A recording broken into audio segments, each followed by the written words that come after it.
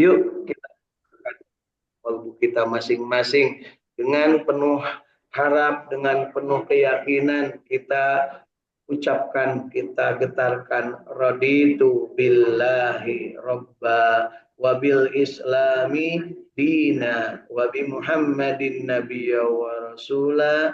Mohon kepada Allah, Rabbi zidni ilma warzuqni rahmah. Amin ya Allah ya Rabbal alamin. Dari Saung Tahid Al-Quran, Al-Ikhlas, Sukamiskin, Arca Manik, Kota Bandung. Semuanya insya Allah dalam keadaan sehat walafiat, segar bugar, demikian juga udaranya di luar cukup bagus untuk menjadikan diri kita merasakan betapa Allah menjadikan kita ini memberikan kesempurnaan bagi kita dan kita bersyukur kepadanya. Ingat yang disampaikan oleh Allah Subhanahu wa taala, la in syakartum la azidannakum. Siapa yang mensyukuri, berterima kasih atas nikmat dari Allah, maka akan ditambahkan nikmatnya. Dan barang siapa yang lalai, yang kufur, yang melupakan nikmat Allah dan tidak berterima kasih kepada nikmatnya, maka sesungguhnya azab Allah sangat pedih. Ingat, azab Allah itu akan otomatis ada pada diri masing-masing ketika kita tidak mensyukuri nikmat Allah. Ya, insya Allah kita termasuk yang bersyukur atas nikmat dan kita juga bersabar atas apa yang menjadi bagian dari perjalanan hidup yang mungkin terasa kurang mengenakan bagi diri kita masing-masing. Kita juga ingin selalu diberikan kekuatan untuk ikhlas dalam beribadah, hanya kepada Allah kita beribadah, iyyaka na'budu, dan kita juga menginginkan, ya, ditakdirkan oleh Allah Subhanahu wa taala hanya memohon pertolongan kepada Allah, wa iyyaka nasta'in. Dan ketika memohon pertolongan kepada Allah, kita juga ingin cara meminta pertolongan kepada Allah adalah dengan cara yang diberikan contohnya oleh Rasulullah Sallallahu Alaihi Wasallam. Beribadah ada contohnya, kemudian memohon kepada Allah juga ada contohnya dari Rasulullah Sallallahu Alaihi Wasallam. Dan Allah membimbing Rasulullah dengan bimbingan sempurna berupa kitab suci Al-Quran yang oleh Allah diperintahkan untuk dijadikan sumber rujukan dan kemudian dijadikan praktek dalam kehidupannya. Itulah praktek kehidupan atau akhlak Rasulullah Sallallahu Alaihi Wasallam. Nah, disebutkan bahwa akhlak Rasulullah menurut istri beliau Siti Aisyah radhiyallahu anha, akhlak beliau adalah Al-Quran. Jadi Al-Quran itu adalah praktek kehidupannya oleh Rasulullah SAW sempurna dari mulai Iqra bismi rabbikal ladzi khalaq sampai terakhir nanti al yauma akmaltu lakum dinakum wa atmamtu alaikum nikmati wa raditu lakum Islam madina, sempurna dicontohkan. Dan Rasulullah memberikan contoh, pasti juga kepada kita dimungkinkan untuk meniru beliau, dengan catatan kita harus sesadar-sadarnya bahwa masing-masing manusia punya kodrat ataupun punya kadarnya masing-masing.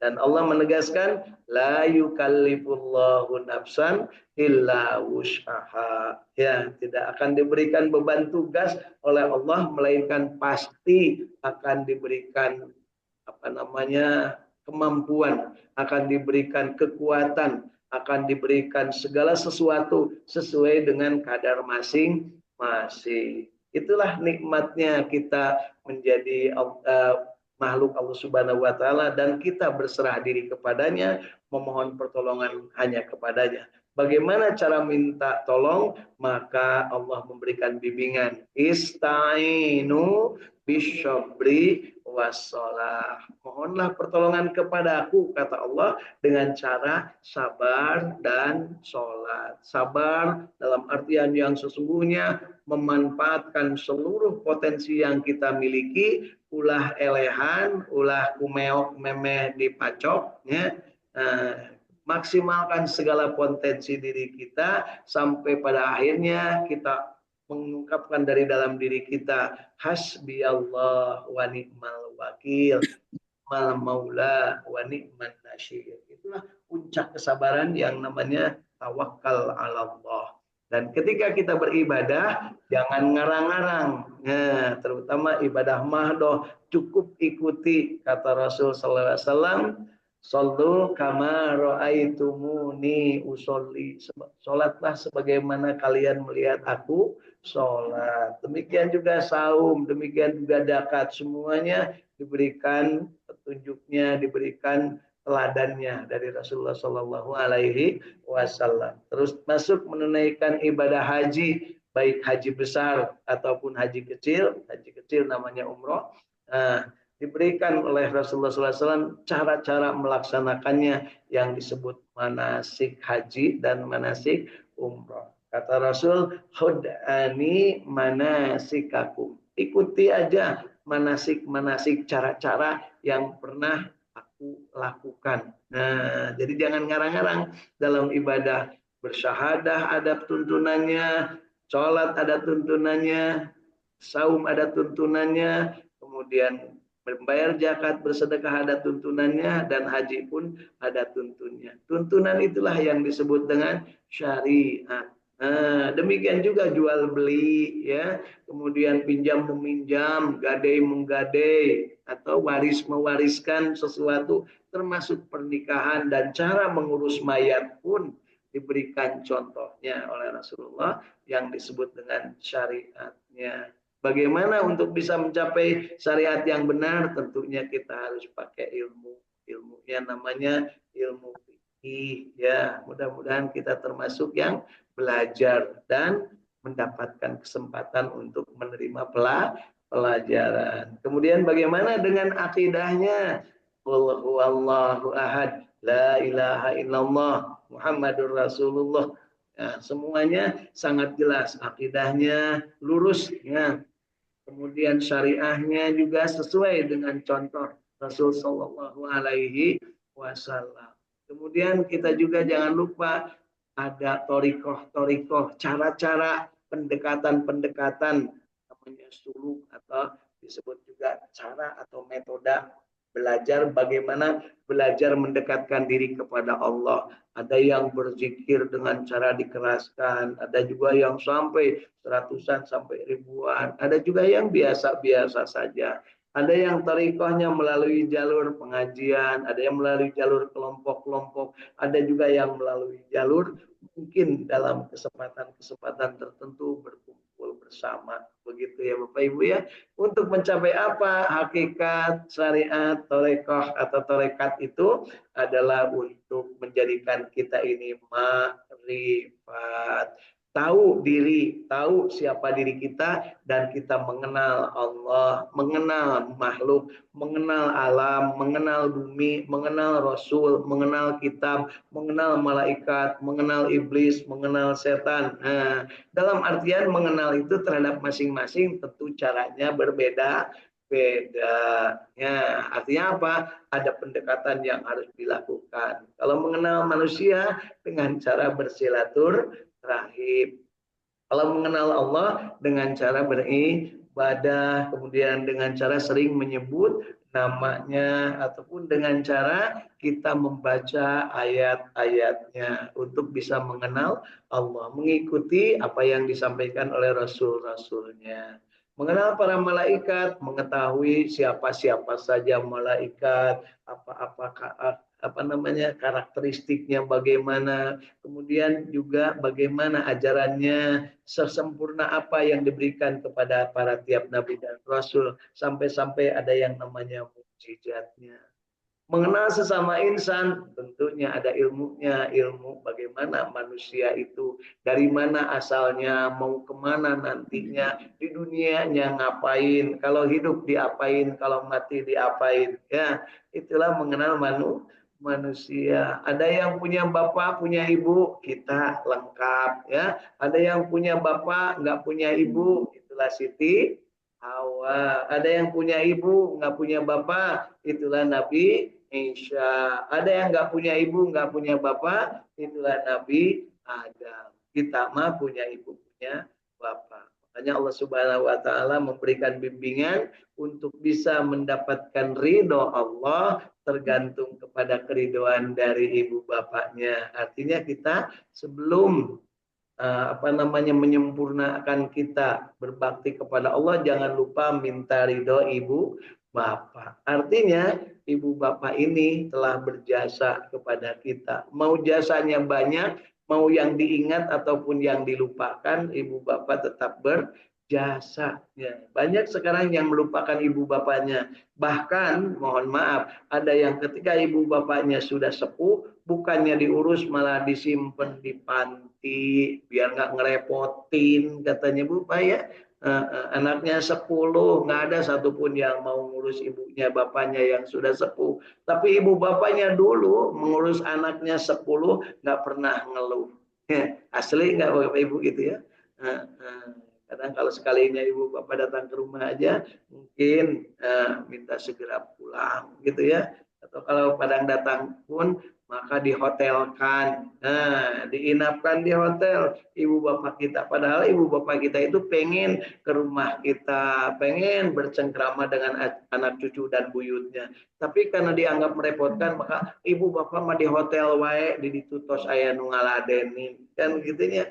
Masya Allah, kerusum aina jelema karar itu Pak, tidak mau direpotkan oleh kedua orang tuanya. Padahal dua orang tua itu adalah yang akan memberikan nanti kesempatan kepada kita untuk bertemu Allah Subhanahu wa taala, mendapatkan rahmatnya. Dan Rasulullah sangat menganjurkan kepada seseorang untuk berbuat baik kepada kedua orang tuanya. Dan bahkan orang yang berbuat baik kepada orang tuanya mendapat tempat tersendiri yang terhormat di sisi Allah Subhanahu wa taala, dan tentu saja bersama Rasulullah Sallallahu Alaihi Wasallam. Yuk Bapak Ibu, kita hari ini ikut serta dalam rangka menegakkan akidah Islam dalam diri kita, mencoba belajar syariat agar kita sesuai dengan yang dikehendaki Rasulullah SAW, sesuai dengan syariat Islam. Kemudian kita juga belajar untuk mengenal diri, mengenal siapa diri kita, dan mengenal Allah.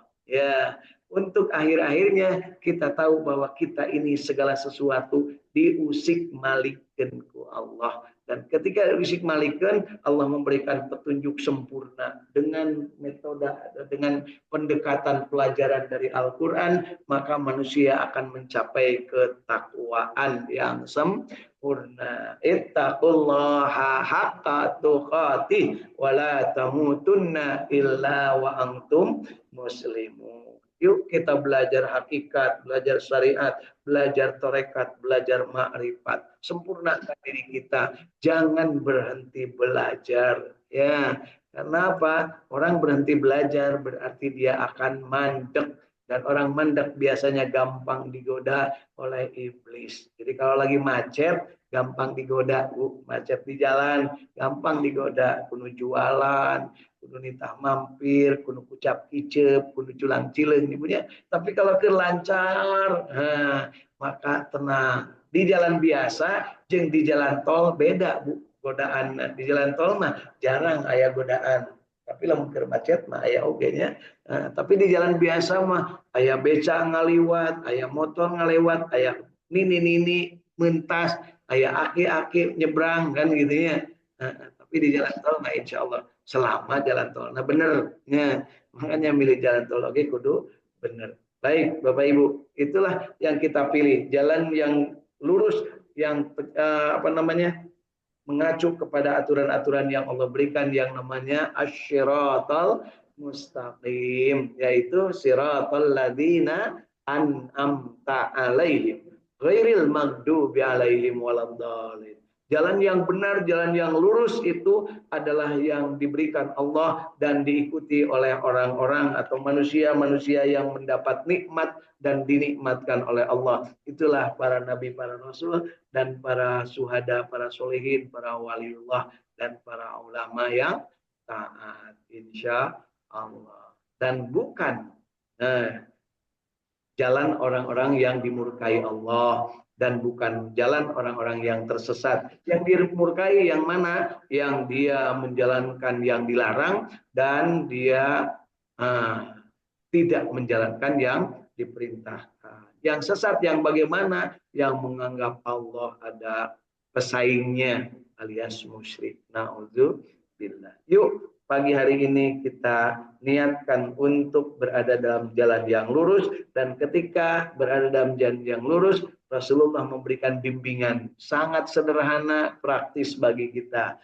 Khairukum man ta'allamal Qur'an wa 'allama. Sebaik-baik kalian adalah yang belajar Al-Qur'an dan mengajarkannya. Belajar Al-Qur'an karena Allah mengajarkan kepada Rasulullah ayat-ayat Al-Quran secara sempurna, dan mengajarkannya karena tugas Rasul adalah menyampaikan. Ya, ingat Bapak Ibu, tugas Rasul itu adalah bukan mengislamkan, tapi menyampaikan Islam. Ya, begitu. Sampai-sampai ketika beliau merasa ingin mengislamkan seseorang atau membuat seseorang menjadi Islam, maka kata Allah, Muhammad, tugasmu adalah menyampaikan, bukan mengislamkan. Untuk mengislamkan, hidayah itu urusanku, kata Allah.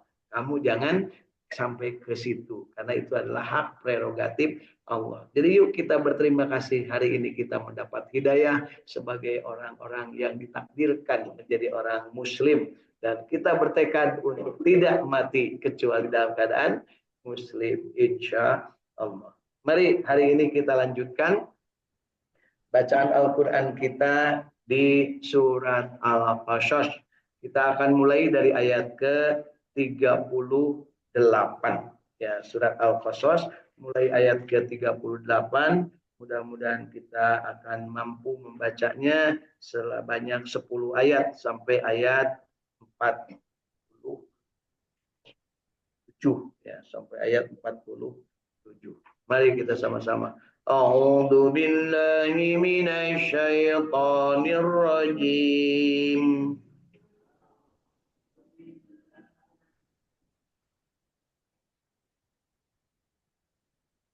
Bismillahirrahmanirrahim.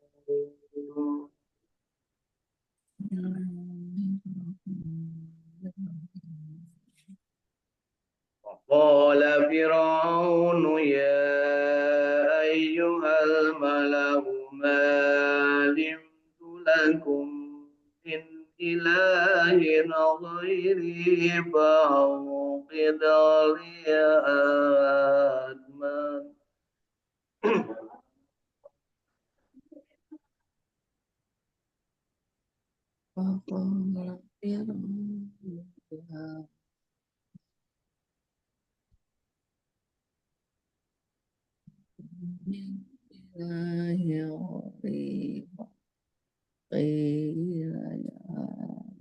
من إله غيري فأوقد لي يا هامان على الطين فاجعل لي شرحا لعلي أطلع إلى إن إلهي غيري فأوقد لي يا هامان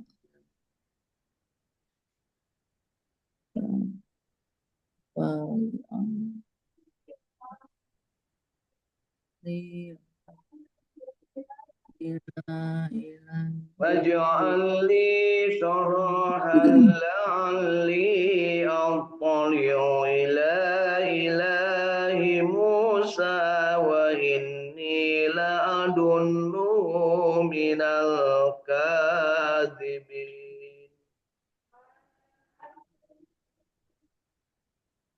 واجعل لي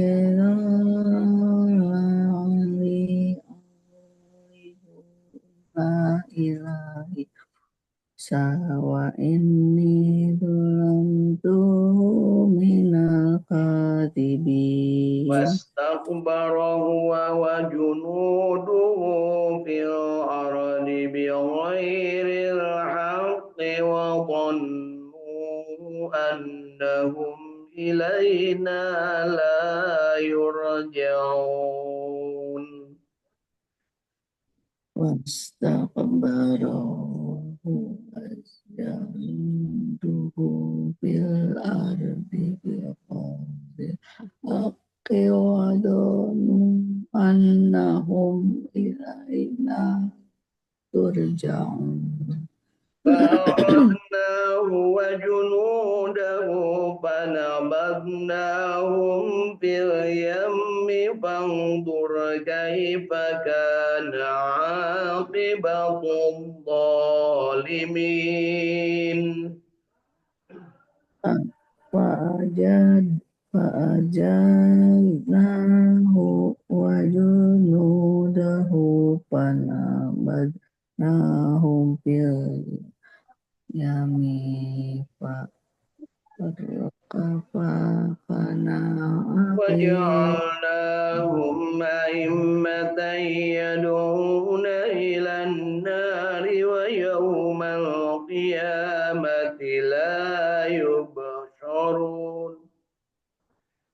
Waja'alnahum a'immatan yad'una ilan ya qiyamati la yubsyarun. وأتبعناهم في هذه الدنيا لعنة ويوم القيامة هم من المقبوحين.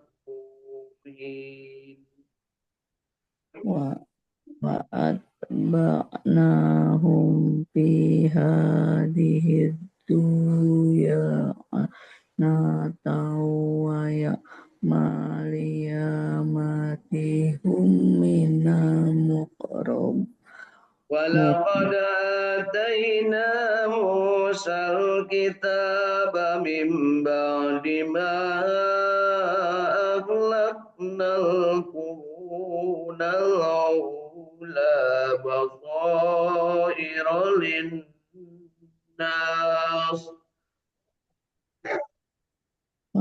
Qad ahyana Musa kitaba min ba'di ma ahlakna Qur'ana ula basarin nas. ما أهلكنا القرون الأولى بصائر للناس وهدى ورحمة لعلهم يتذكرون.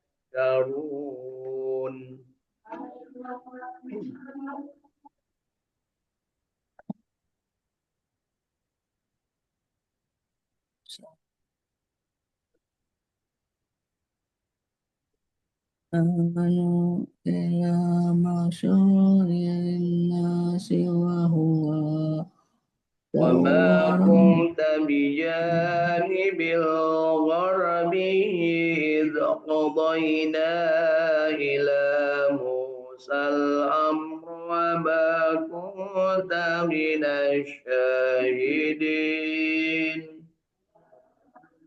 wa ma kunta bil ghairi ila Musa amro ama kunta minas sohidi ولكن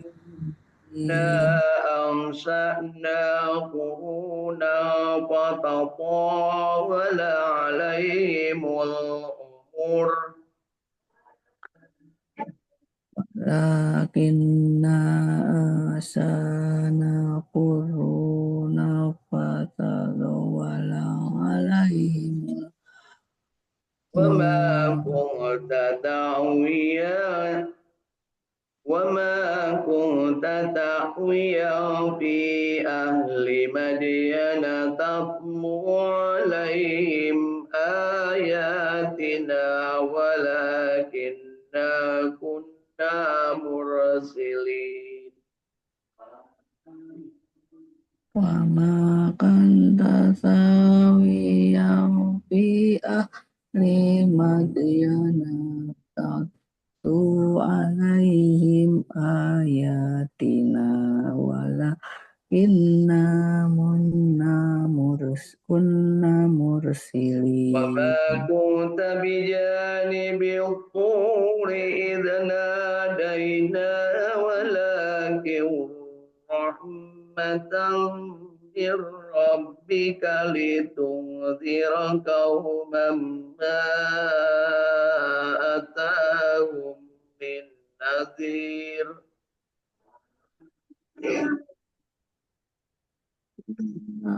Bibani turi idna daina walakirro matam min robbi kalitu diro kaumam ma atahum min لتنذر قوما ما nadhirin. أتاهم من نذير من قبلك لعلهم يتذكرون. لتنذر قوما ما أتاهم من نذير من قبلك لعلهم يتذكرون. ولولا أن تصيبهم مصيبة بما قدمت أيديهم فيقولوا ربنا لولا أرسلت إلينا ولولا tusaribahum masibatun bima qaddamat aydihim fayaqulu rabbana wa la arsalna ilaina فيقولوا ربنا لولا أرسلت إلينا رسولا فنتبع آياتك ونكون من المؤمنين.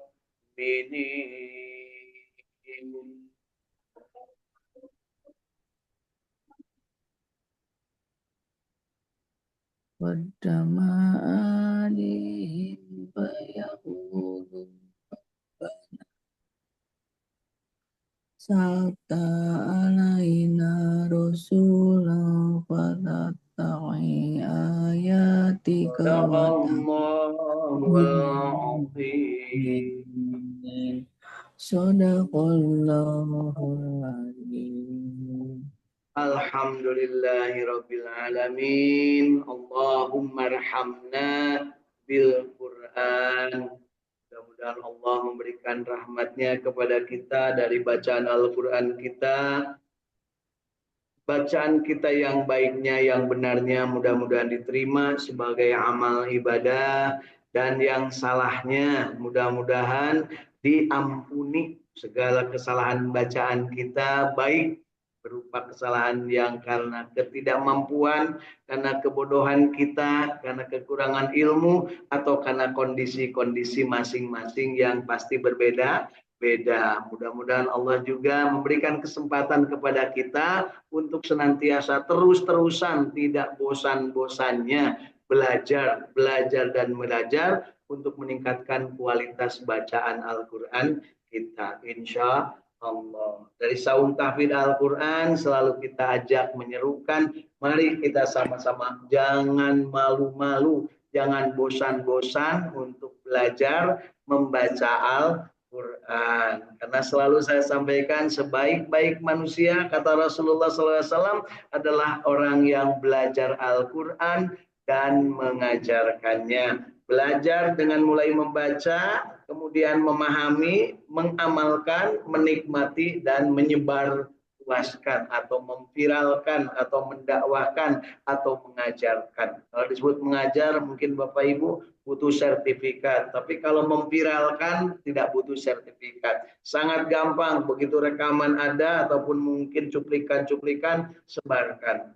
Pasti bakal ada yang menggemari, tetapi tidak sedikit bakal ada yang membuli. Karena apa? Rasulullah sendiri ketika menyampaikan Al-Quran, menyebarluaskan Al-Quran, pamannya sendiri yang paling depan ingin membunuh Rasulullah. Karena apa? Karena mengajarkan Al-Quran. Hakikat dari pelajaran dalam Al-Quran yang selalu kita ulang-ulang ada 5, yaitu yang pertama adalah amar ma'ruf, mengajak berbuat baik. Yang kedua, nahi mungkar, mencegah perbuatan keji dan mungkar. Yang ketiga adalah mensucikan jiwa-jiwa kita dari kekotoran dosa ataupun kemusyrikan. Yang keempat adalah basyiron, kabar gembira kepada manusia. Dan yang kelima adalah naziron, peringatan bagi manusia bahwa azab Allah sangat pedih. Yuk kita pahami dengan benar sehingga kita mampu juga mengimani Islam secara benar, secara kafah, secara keseluruhan. Jangan dipilih-pilih. Karena kalau memilih-milih ajaran itu sama dengan si magdub dan si dhalin. Ujung-ujungnya mereka tidak suka kepada orang lain, tidak suka kepada yang beda pendapat, tidak suka kepada yang tidak sama dengan dirinya, tidak suka kepada yang tidak separtai, tidak suka kepada yang tidak segolongan. Itu akibat Islamnya sawareh, dipilih-pilih. Kalau Islamnya utuh, yang disebut dengan muslim yang paripurna, dia tidak akan membenci siapapun meskipun orang itu membenci bahkan ingin membunuhnya. Itulah akhlak Rasulullah Sallallahu Alaihi Wasallam. Amar ma'ruf, nahi mungkar, tazkiyatun nafs, basyiron, nadhiron. Nah, pagi hari ini mudah-mudahan kita mendapat kesempatan memahami secara benar, dan yuk kita manfaatkan namanya terjemah tafsir Ibnu Katsir sebagai alat bantu kita dalam memahami apa yang kita baca hari ini. Selamat bergabung dari Saum Tafsir Al-Quran yang ada di Tasikmalaya. Ada Teh Yulia, ada Kang Sudarmaji dari Tasikmalaya Kota, ada Tanjung Jaya Kang Agus Jafar Sidik, kemudian dari Cirebon ada hadir Teh Irin Apriani dan Ibu Hilda Martina, dari Bandung ada hadir Kang Ahmad Widyadi dan Kang Indra Gunadi, dan dari Sumedang ada hadir Teh Eis Yuliati. Alhamdulillah hadir dalam keadaan sehat walafiat, menyiapkan diri untuk sama-sama berada dalam jalan yang diridhoi Allah Subhanahu wa taala. Yuk kita baca terjemah dan tafsir dari surat Al-Qasas mulai ayat ke-38. Ya. Dan Fir'aun berkata, ini masih sekitar cerita kisah Fir'aun dan Nabi Musa alaihi salam. Hai pembesar kaumku, Fir'aun kepada para menteri-menterinya, kepada ahli-ahli survei, kepada lembaga-lembaga survei, ahli-ahli sihirnya, para jongos-jongosnya. Kata Fir'aun, hai pembesar kaumku, aku tidak mengetahui Tuhan bagimu selain aku. Jadi dia sombong. Ya, maka bakarlah hai Hamam untukku tanah liat. Haman ini adalah penasihat Fir'aun, ya, yang pinter, orang pinternya lah. Kemudian buatlah untukku bangunan yang tinggi supaya aku dapat naik melihat Tuhannya Musa, dan sesungguhnya aku benar-benar yakin bahwa dia termasuk orang-orang yang pendusta. Jadi Fir'aun ketika Nabi Musa menyebut bahwa Allah yang maha tinggi, subhanahu wa ta'ala, maha suci dan maha tinggi, maka menurut dia yuk kita bikin tempat yang tinggi. Siapa yang diperintahkan? Ahli infrastruktur. Siapa ahli infrastruktur? Waktu itu adalah koordinatornya namanya Mang Haman. Mang Haman ini ahli infrastruktur, pemodal. Orang kayanya yang akan memodali siapa? Qarun, ya. Jadi ada konglomeratnya, ada oligarkinya, ada Haman, ada Qarun. Kemudian ada Fir'aun sebagai penguasa. Kemudian ada lawan politiknya, namanya Nabi Musa alaihi salam. Lawan dalam hal politik ideologinya, bahwa dia ngaku Tuhan. Menurut Nabi Musa, bukan, kamu sama-sama dengan aku, sama-sama manusia. Dan waktu itu yang didatangi oleh Nabi Musa, Fir'aunnya itu yang seumur dengan Nabi Musa, waktu itu teman main Nabi Musa, teman bertanding Nabi Musa, teman untuk bersaing dengan Nabi Musa, dan Fir'aun yang ini adalah anak Fir'aun yang dulu dijenggut-jenggutnya oleh Nabi Musa.